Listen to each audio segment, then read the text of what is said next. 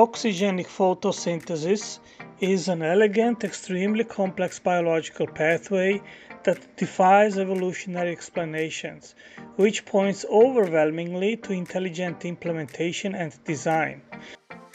Imagine you had to install a power photovoltaic system in your house. At least 5 individual interconnected parts would be absolutely essential in order for the system to work and able to store electrical energy.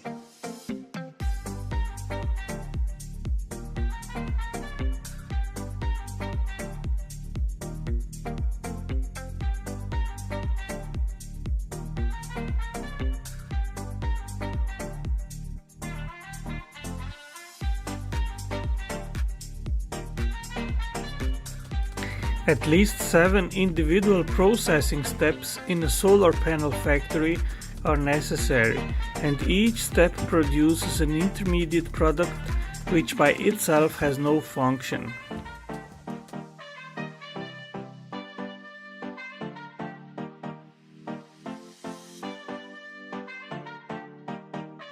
The production of solar panels requires complex factories and machines. In the same manner as solar panels require complex manufacturing processes, so do batteries, charge controllers, inverters, and AC service panels.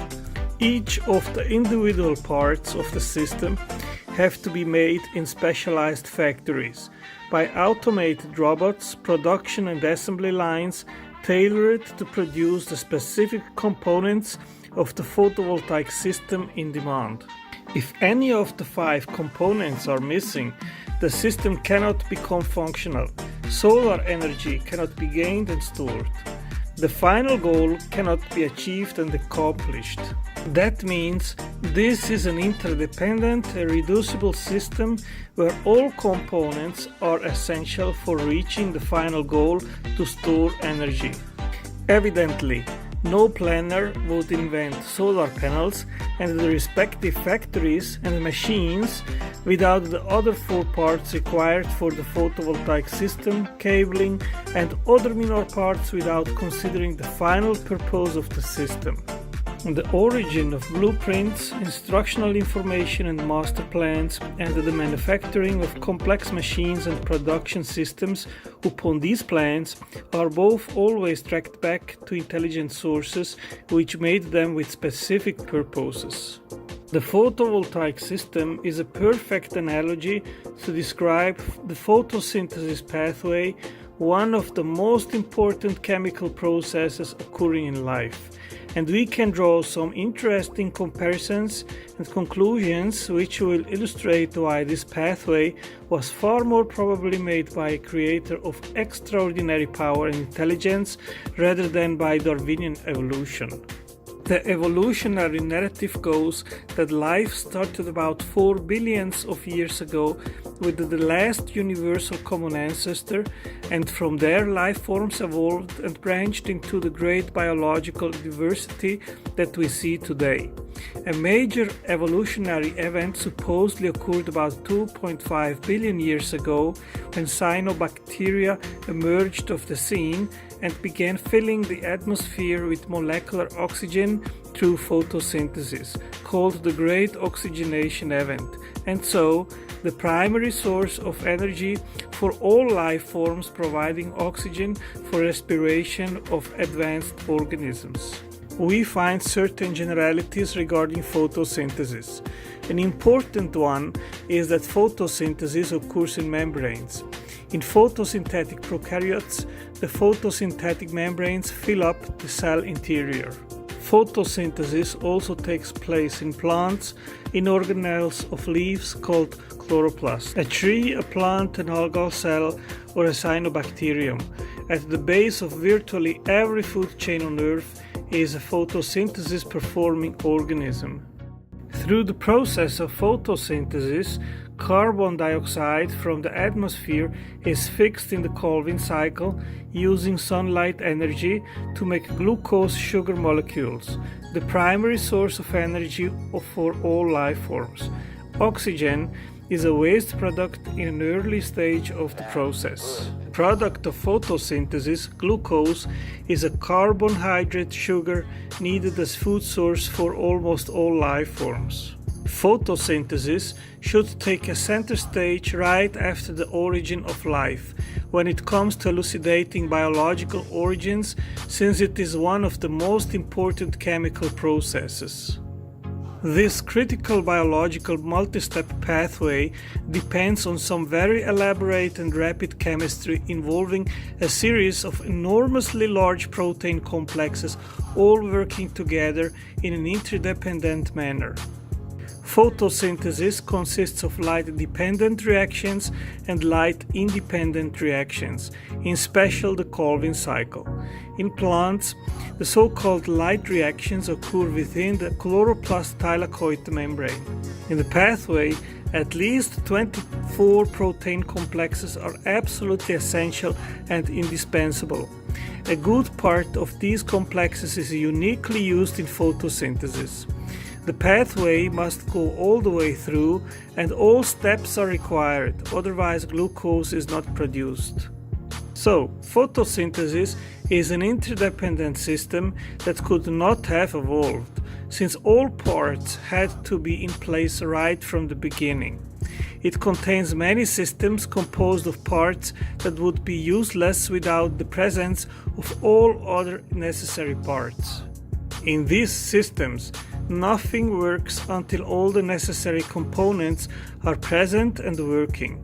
So how could someone rationally say the individual parts, proteins and enzymes, cofactors and assembly proteins not present in the final assemblage all happened by a series of natural events that we can call ad hoc mistakes by lateral gene transfer?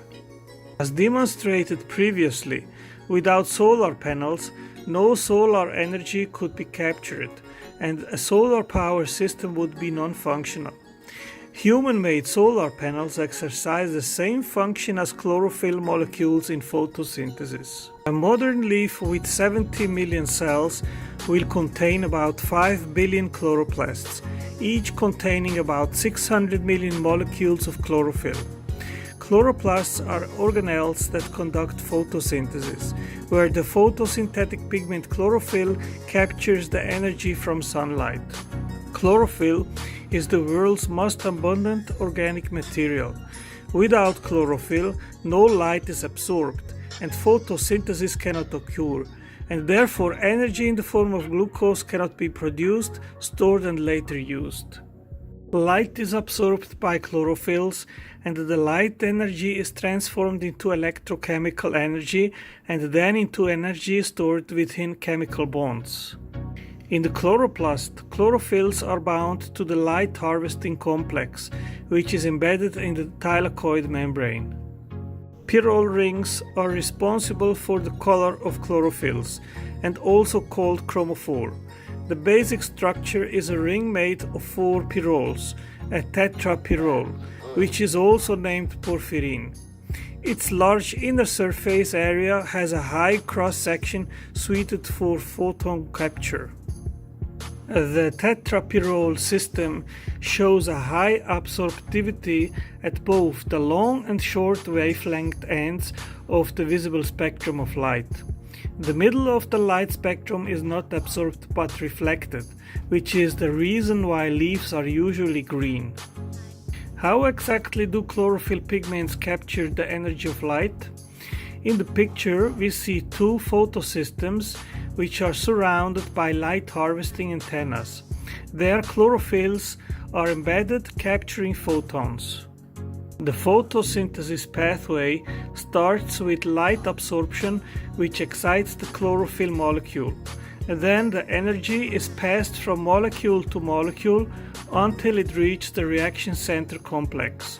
Here, an excited electron from the special pair of chlorophyll A molecules are transferred to the primary electron acceptor.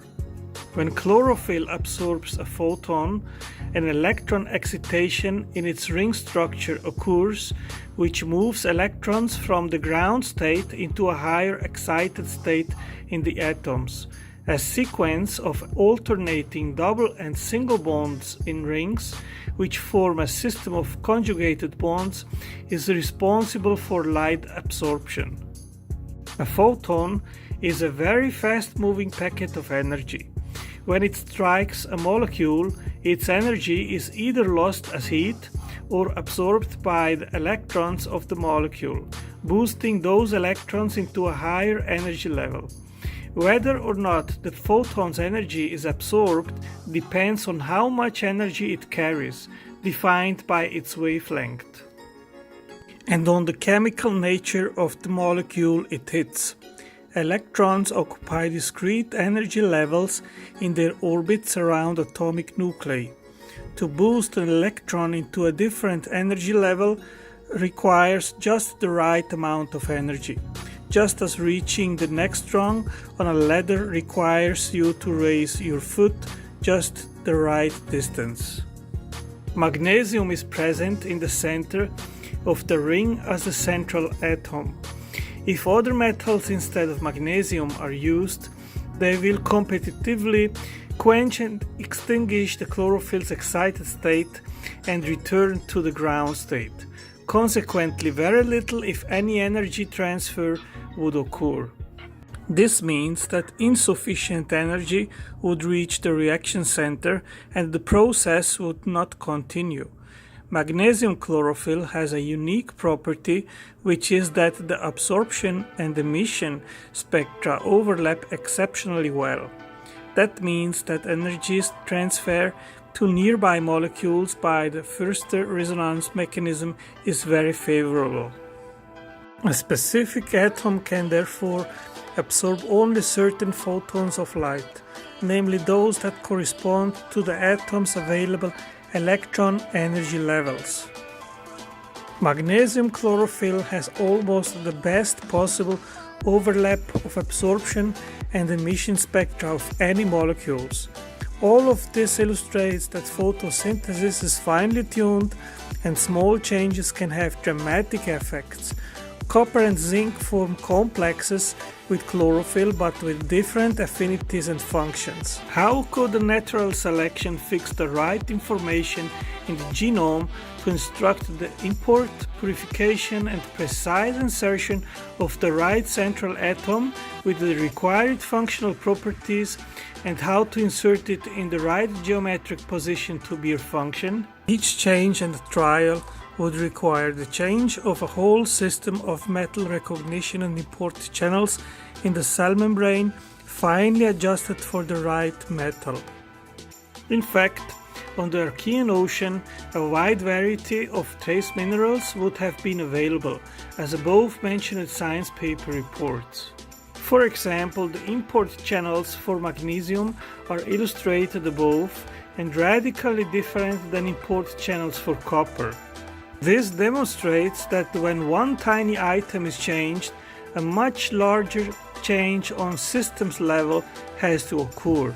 Metal metabolism, as occurs with many cellular processes, is interconnected, which raises strong doubts if that are not hurdles far beyond what evolution is capable of overcoming to produce new traits and functions. Chlorophyll tail is a phytol hydrocarbon chain which is attached to the pyrrole. It is not involved in light absorption but has the essential function to anchor chlorophylls in the light harvesting complex and provide chlorophylls with the right orientation. Without the tail, chlorophylls would have no way to anchor the light harvesting complex, but there is a surprising mutual benefit. Light harvesting complexes in plants do contain not only chlorophyll type A, but also chlorophyll type B and carotenoids. Remarkably, chlorophyll Bs, which are produced by the chlorophyll cycle, are required for the assembly of the light harvesting complex. The major peripheral light harvesting complexes contain nearly equal numbers of chlorophyll A and chlorophyll B, which are held in highly specific positions. The complex is assembled via defined pathway and the final product is stabilized by chlorophyll B, which are essential for that process. There would be no use of light harvesting antenna complexes without chlorophylls, but there would be no use for chlorophylls either without the right arrangement in antenna complexes. How can evolution by gene mutations and natural selection explain its origin if foreknowledge is required for the final function?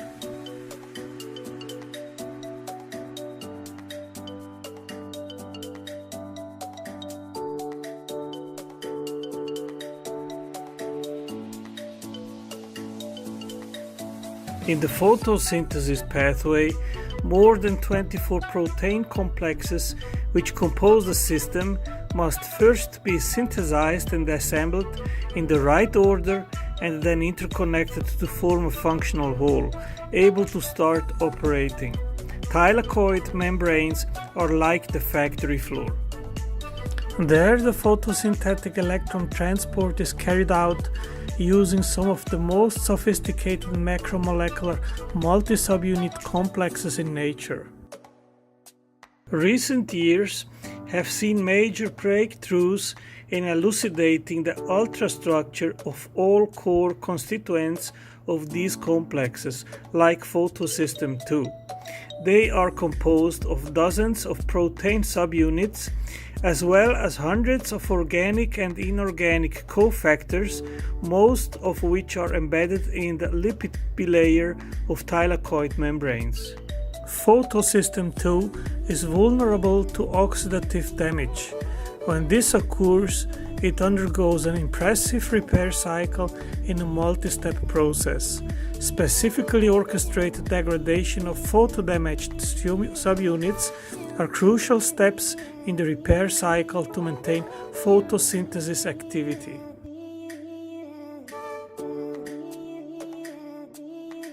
How could such an ultra-sophisticated and essential repair and recycling have evolved in a gradual stepwise fashion? If not implemented right from the start, the protein complex would soon be burned by reactive oxygen species as a response to high light and high temperature and cease its function. Such sophisticated inbuilt protection and repair mechanisms are truly awe-inspiring, surprising, and point clearly to the requirement of designed and foreplanned implementation and creation. The biogenesis process includes the highly ordered, stepwise assembly of proteins, lipids, pigments like chlorophyll and carotenoids, quinones, and metal ions, which to a large extent is mediated by dedicated assembly factors assisting specific steps. Remarkably, the assembly takes place in specialized membranous compartments which are distinct from functional thylakoid membranes but involved in the synthesis and assembly of at least some photosynthetic components, especially photosystem 2. The illustration shows a synecocystis cell with the biogenesis center and other relevant compartments. B. A higher magnification view of a biogenesis center formed by the central thylakoid center. And C. A chlamydomonas cell with intracellular compartments. The transfer of an enzymatic pathway and finished products from one compartment to another poses severe problems. The enzymes of the pathway acquire their targeting signals for the new compartment individually, not together and at the same time. Until the whole pathway is established in the new compartment, newly rooted individual enzymes are useless and their genes will be lost through mutation. This all is evidence that the synchronization and requirement of massive new information and precise regulation orchestrating such processes is far best explained by intelligent design. The biogenesis of chlorophyll is impressive on its own merit. The production of man-made solar panels requires 7 highly specific steps as outlined earlier in this video. we can draw a parallel to chlorophyll biosynthesis, which is in a similar fashion requiring 17 consecutive manufacturing steps. Imagine a production line in a factory. Many robots are there lined up, and raw materials are fed into the production line. The materials arrive at robot 1. It processes the first step. Then, when ready, the product moves on and is handed over to the next robot, next processing step, and that procedure repeats 17 times. In chlorophyll metabolism, instead of robots, each step is performed by specific enzymes which catalyze the metabolic reactions. In the end, there is a fully formed chlorophyll molecule. It is part of the larger system, namely the complete photosynthesis pathway. Chlorophyll by its own has no use unless binding at the right places in the light harvesting complex in the right order. They are only functional when they are inserted in the light harvesting complex, where 200 to 300 work in a joint venture, with the right distances from each other, in the right functional order, to catch photons and direct their excitation energy by faster resonance energy transfer to the reaction center in photosystems 1 or 2. Foreplanning is absolutely essential. Individually, chlorophylls have no function. Chlorophylls and the light harvesting complex form a functional unity. But the genes that produce the proteins of chlorophyll metabolism and synthesis of the light harvesting complex are different and separated. Remarkably, protein subunits which compose the light harvesting antenna do not accumulate in the absence of pigment synthesis. Chlorophylls A and B are both required for stabilization of the apoproteins and the assembly of the majority of antenna complexes in higher plants. So there is a clear interdependence, and this is a major problem for evolution. Why and how would evolution produce separately several proteins exclusively for chlorophyll synthesis before the existence of light harvesting complexes where they are embedded and bound to, and the regulatory instructions orchestrating the assembly of the whole complex? The binding site is precisely engineered and orchestrated, and the entire assembly of the complex depends on chlorophylls. But more problems await for who advocates that evolution is a plausible explanation. The last 8 steps of chlorophyll biosynthesis are used by specific enzymes uniquely in this pathway. The common cop-out that some parts could have been co-opted from somewhere else does not apply to these enzymes, since they have not known multiple functions. So the whole pathway would have had to emerge from scratch. This is a key point of the argument of this video. What good would there be for natural selection to select and produce enzymes used in this complex manufacturing process without all the other enzymes in place and the whole process coordinated to get a useful end product?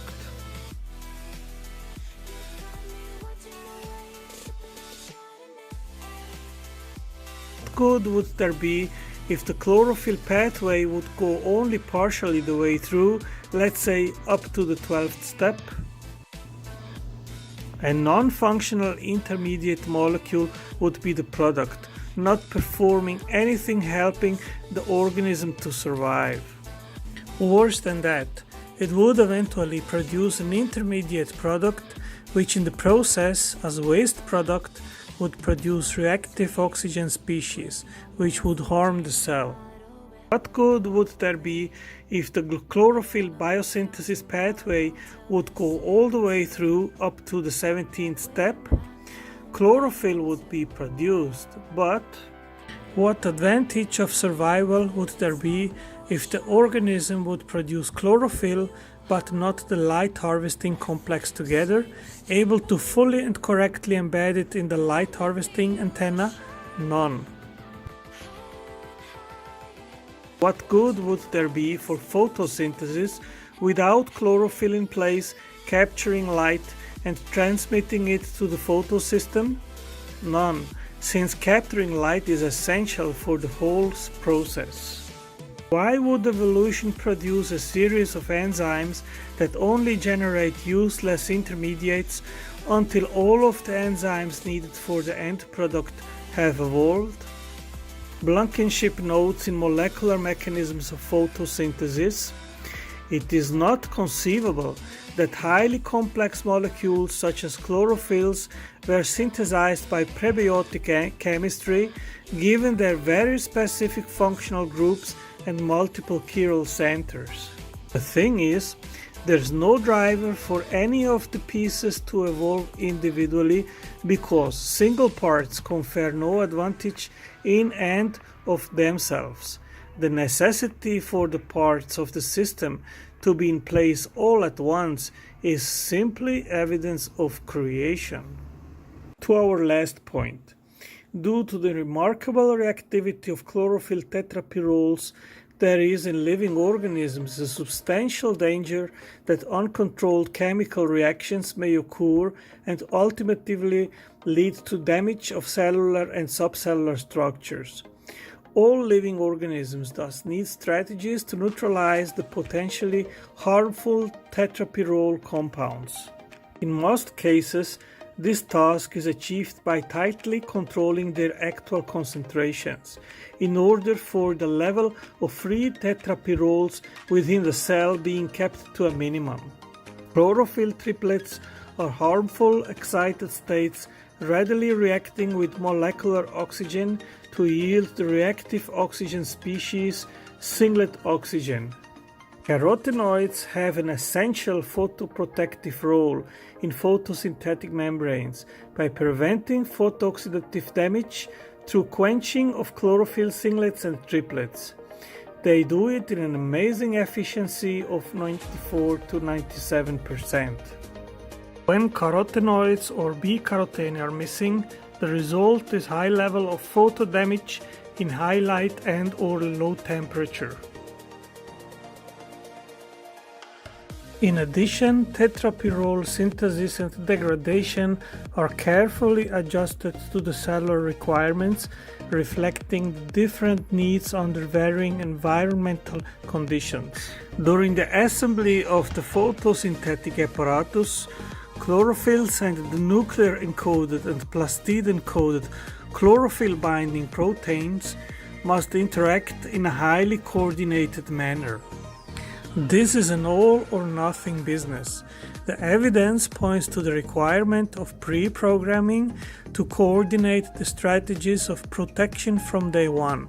Programming is always tracked back to intelligent action. Let's have a look at how science papers answer this question. Organisms generate an enormous number of metabolites. However, the mechanisms by which a new metabolic pathway is acquired are unknown.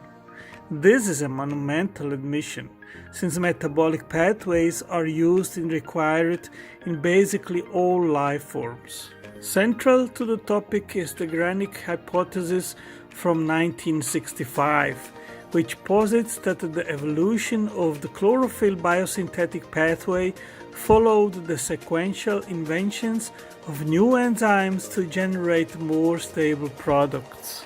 Basically, all which is proposed is a baseless assertion, which goes back to 1965. There are no details, no scientific evidence that it can occur, nothing.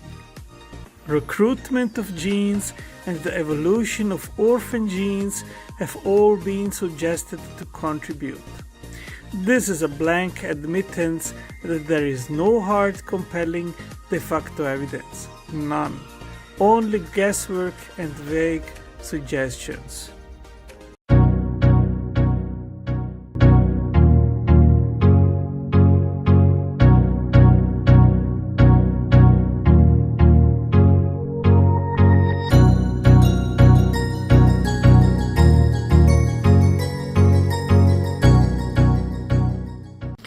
This video has demonstrated why there is no conceivable way to get a functional metabolic pathway with several enzymes lined up by happenstance, producing purposeful products without intelligent guidance. Enzymes, in order to become functional, must be specified in a precise manner to fold into complex 3D forms, which need to be complementary with the substrates they process and act upon. This is extremely remotely possible, if not impossible, unless the end goal, the big picture, is known. Foreknowledge of the purpose is required, and what the end product will be. Know-how is required, how to set up each enzyme, what specific synthesis step it has to perform, what its product is, which next enzyme is required to perform the next manufacturing step, and so on. There are very good reasons to be skeptic that genes would independently and blindly mutate to produce super complexes as seen in this video, that only bear function with other molecular machines working in a joint venture. These also supposedly products of genetic mutations, which by their own would bear no function either. On top of that, other genetic information has to orchestrate its assembly into functional working machines, and all this from scratch. And built-in control mechanisms, error detection, and repair mechanisms. I have not enough faith to believe evolution and long periods of time have such superpowers. A blind, brainless watchmaker isn't able to make a watch. In this video, I have only scratched on the surface of photosynthesis. Much more can be should be said. That will be hopefully the case in the forthcoming videos.